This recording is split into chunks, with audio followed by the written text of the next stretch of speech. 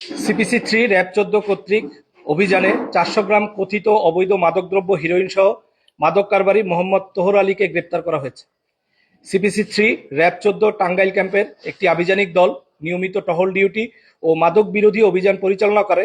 তথ্য প্রযুক্তির সহায়তায় এবং গোপন সংবাদের ভিত্তিতে জানতে পারে যে চাঁপাইনবাবগঞ্জ হতে ছেড়ে আসা ঢাকাগামী রিয়াজ পরিবহনে একজন মাদক কারবারি অবৈধ মাদকদ্রব্য সহ যাত্রী বেশে টাঙ্গাইল হয়ে ঢাকার দিকে যাচ্ছে। প্রাপ্ত গোপন সংবাদের সত্যতা যাচাই ও আইনগত ব্যবস্থা গ্রহণের জন্য টাঙ্গাইল কালিহাতী থানাধীন এলেঙ্গা বাসস্ট্যান্ডে পাকা রাস্তার উপরে চেকপোস্ট স্থাপন করে গাড়ি তল্লাশিকালে উক্ত চাঁপাইনবাবগঞ্জ হতে ছেড়ে আসা ঢাকাগামী রিয়াজ পরিবহন চেকপোস্টে আসা মাত্রই সিগন্যাল দিয়ে বাসটি থামিয়ে সন্দেহভাজন মাদক কারবারিকে বাস হতে নামিয়ে দেহ তল্লাশি করা হয়।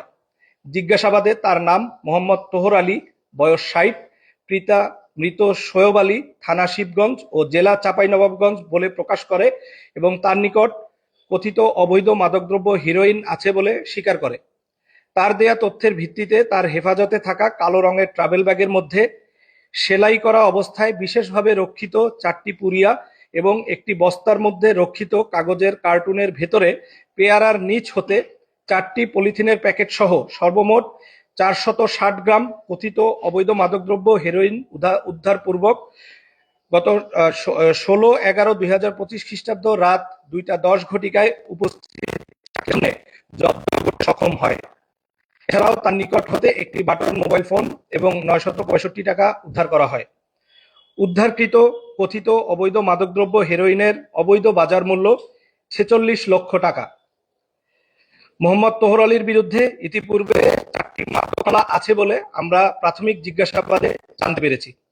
ধৃত আসামির বিরুদ্ধে পরবর্তী আইনানুগ ব্যবস্থা গ্রহণের জন্য টাঙ্গাইল জেলার কালিহাতী থানায় মামলা দায়ের পূর্বক আসামি এবং জব্দকৃত হিরোইন হস্তান্তর প্রক্রিয়াধীন রয়েছে। সে এই হিরোইন তার নিজের বলে স্বীকার করেছে। যেহেতু তার নামে এর আগেও 4টি মাদক মামলা আছে, আমরা প্রাথমিক জিজ্ঞাসাবাদে যেটা জানতে পেরেছি এই মাদকের পরিবহন এবং সাপ্লাইয়ের কাজে সে দীর্ঘদিন ধরেই জড়িত। গতকালকে যেহেতু সে নিজে স্বীকার করেছে যে এই হিরোইনগুলো তার, তাহলে আমরা বলতে পারি যে সে ডিলার, সে নিজেই ঢাকা নিয়ে যাচ্ছিল। আমরা ওনার কাছ থেকে প্রাথমিক জিজ্ঞাসাবাদে জানতে পেরেছি যে এগুলো চাঁপাইনবাবগঞ্জের সে বর্ডার এলাকা থেকে সংগ্রহ করেছে। সম্ভবত মানে বর্ডার এলাকা থেকে সে সংগ্রহ করেছে এটা আমাদেরকে জানিয়েছে, বাট এক্সাক্ট লোকেশন বা কার কাছ থেকে সংগ্রহ করেছে আমরা এই তথ্যগুলো তার কাছ থেকে পাইনি এখন।